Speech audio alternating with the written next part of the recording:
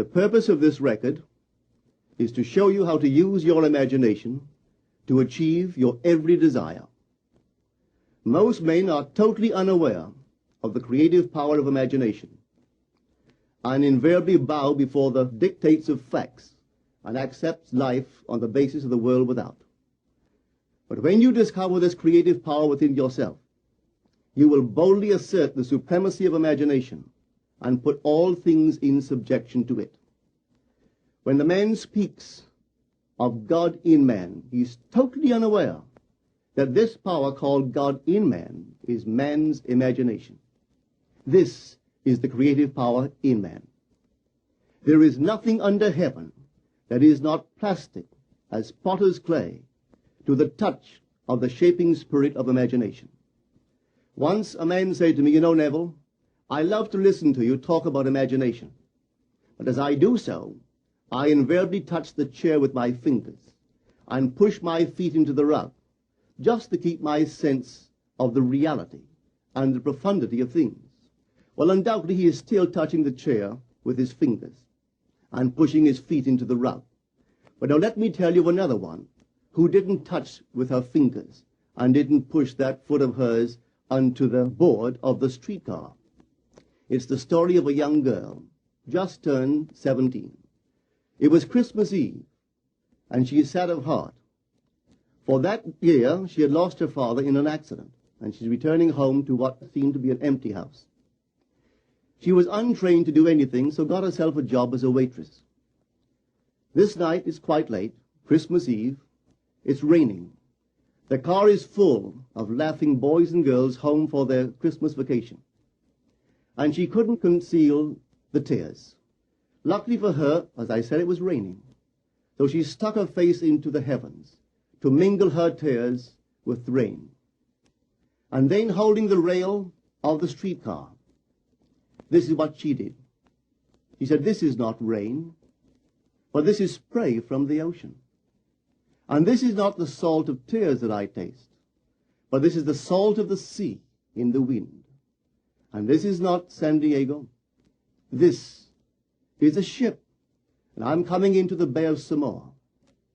And there she felt the reality of all that she had imagined. Then came the end of the journey, and all are out.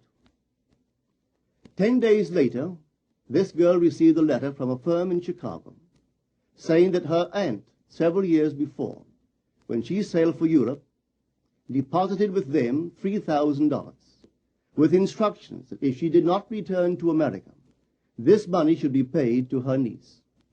They had just received information of the aunt's death and were now acting upon her instructions.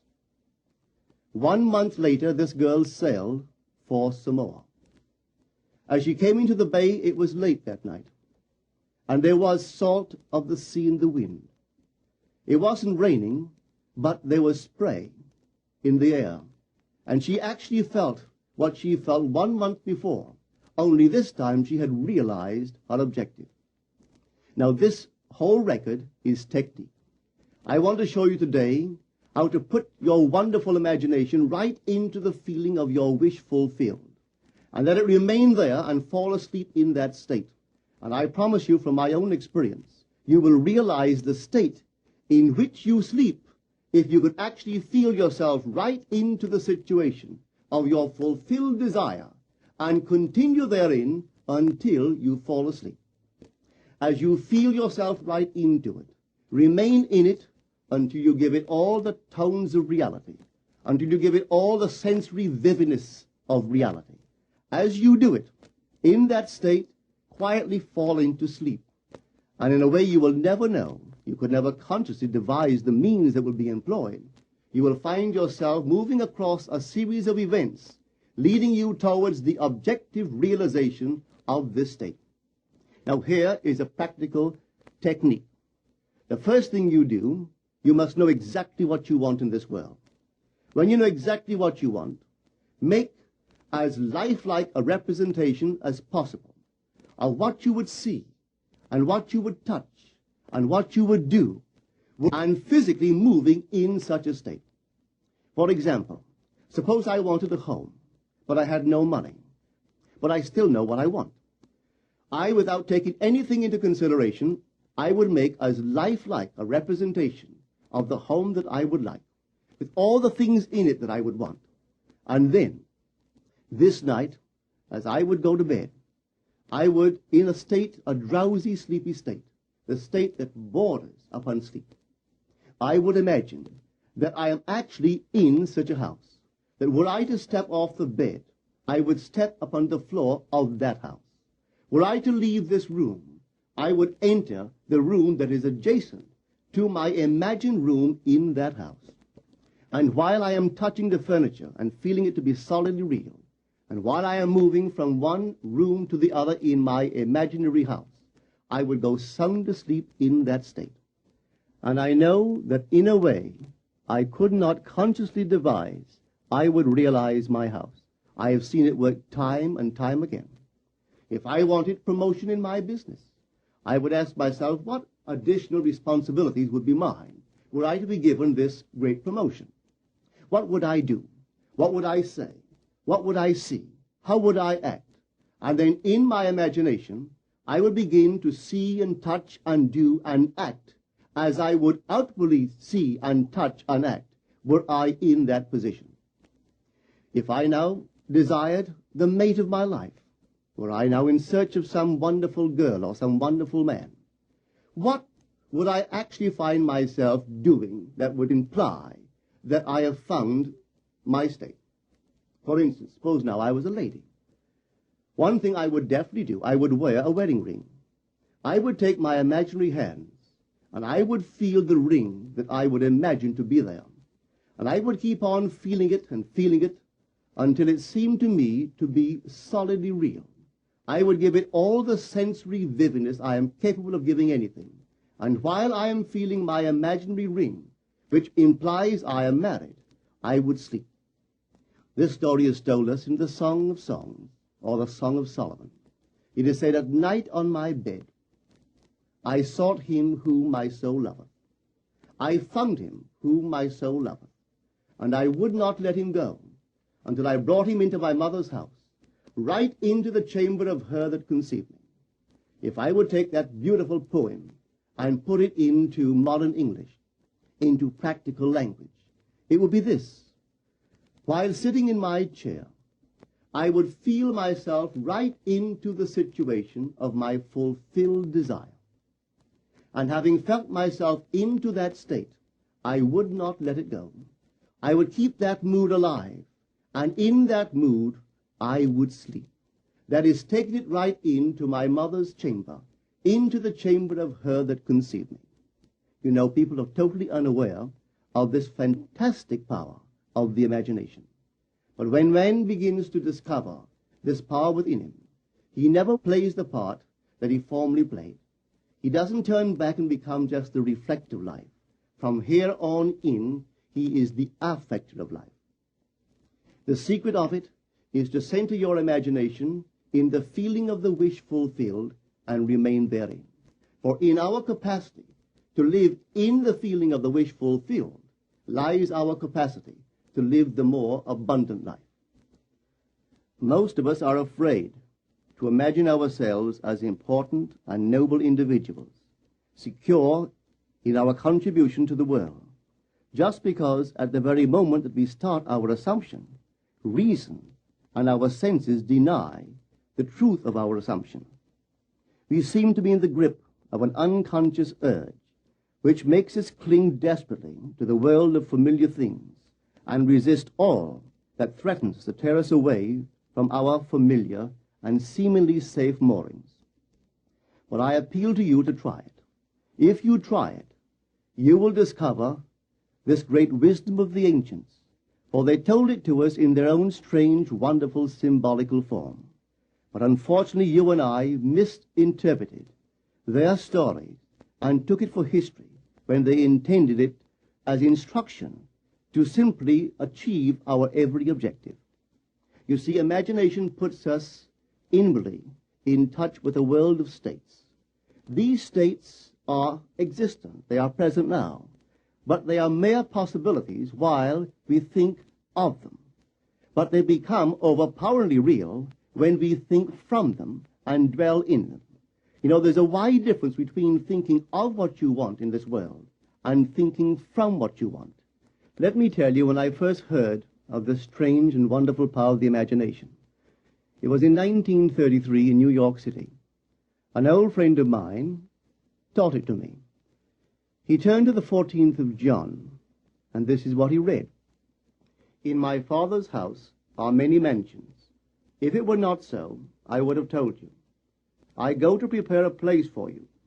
And if I go and prepare a place for you, I will come again and receive you unto myself, that where I am, there ye may be also.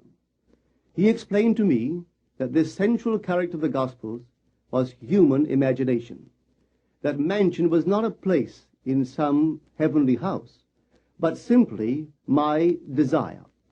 If I would make a living representation of the state desired, and then enter that state and abide in that state, I would realize it. At the time, I wanted to make a trip to the island of Barbados in the West Indies, but I had no money.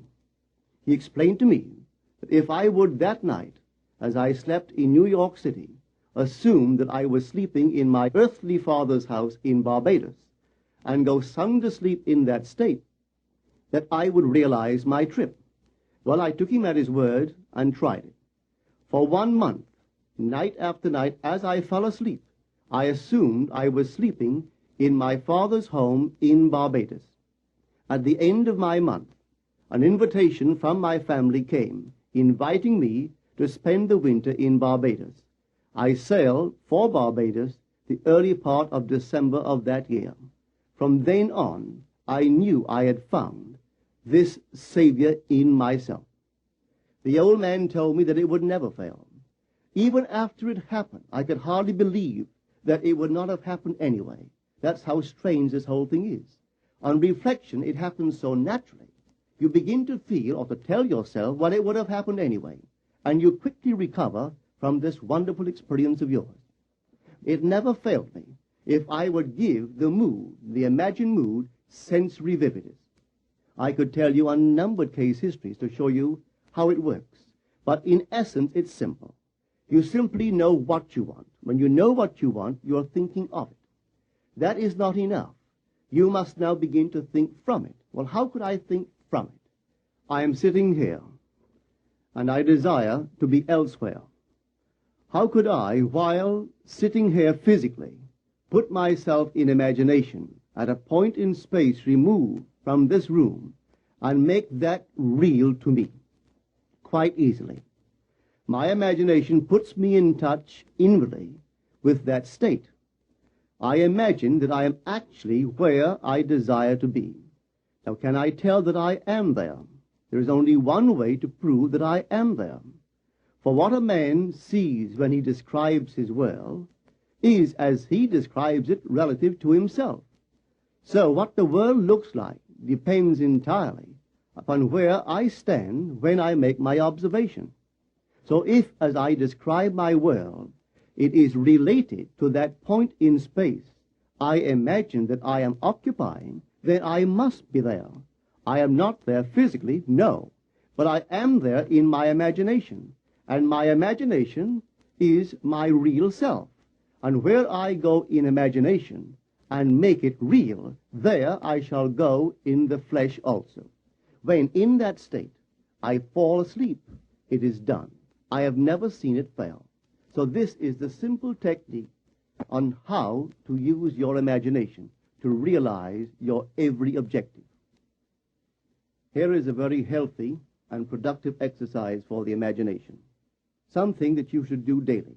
Daily relive the day as you wish you had lived it, revising the scenes to make them conform to your ideals. For instance, suppose the day's mail brought disappointing news. Revise the letter. Mentally rewrite it and make it conform to the news you wish you had received. Or suppose you didn't get the letter you wish you had received. Write yourself the letter and imagine that you received such a letter. Let me tell you a story that took place in New York not very long ago. In my audience sat this lady who had heard me numberless times. And I was telling the story of revision, that man, not knowing the power of imagination, he goes to sleep at the end of his day, tired and exhausted, accepting as final all the events of the day. And I was trying to show that man should, at that moment, before he sleeps, he should rewrite the entire day and make it conform to the day he wished he had experienced. Here is the way a lady wisely used this law of revision.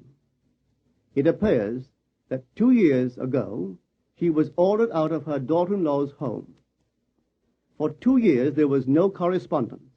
She had sent her grandson at least 2 dozen presents in that interval, but not one was ever acknowledged. Having heard the story of revision, this is what she did. As she retired at night, she mentally constructed 2 letters. One she imagined coming from her grandson, and the other from her daughter-in-law. In these letters they expressed deep affection for, and wondered why she had not called to see them. This she did for 7 consecutive nights, holding in her imaginary hand the letter she imagined she had received, and reading these letters over and over until it aroused within her the satisfaction of having heard. Then she slept. On the 8th day, she received a letter from her daughter-in-law. On the inside there were 2 letters, one from her grandson and one from the daughter-in-law. They practically duplicated the imaginary letters that this grandmother had written to herself 8 days before. This art of revision can be used in any department of your life. Take the matter of health. Suppose you were ill. Bring before your mind's eye the image of a friend. Put upon that face an expression which implies that he or she sees in you that which you want the whole world to see. Just imagine he is saying to you that he has never seen you look better, and you reply, I have never felt better. Suppose your foot was injured. Then do this. Construct mentally a drama which implies that you are walking, that you're doing all the things that you would do if the foot was normal, and do it over and over and over until it takes on the tones of reality. Whenever you do in your imagination that which you would like to do in the outer world, that you will do in the outer world. The one requisite is to arouse your attention in a way and to such intensity that you become wholly absorbed in the revised action. You will experience an expansion and refinement of the senses by this imaginative exercise, and eventually achieve vision in the inner world. The abundant life promised us is ours to enjoy now, but not until we have the sense of the Creator as our imagination can we experience it. Persistent imagination, centered in the feeling of the wish fulfilled, is the secret of all successful operations. This alone is the means of fulfilling the intention. Every stage of man's progress is made by the conscious, voluntary exercise of the imagination. Then you will understand why all poets have stressed the importance of controlled, vivid imagination. Listen to this one by the great William Blake. In your own bosom you bear your heaven and earth, and all you behold, though it appears without, it is within, in your imagination, of which this world of mortality is but a shadow. Try it, and you too will prove that your imagination is the Creator.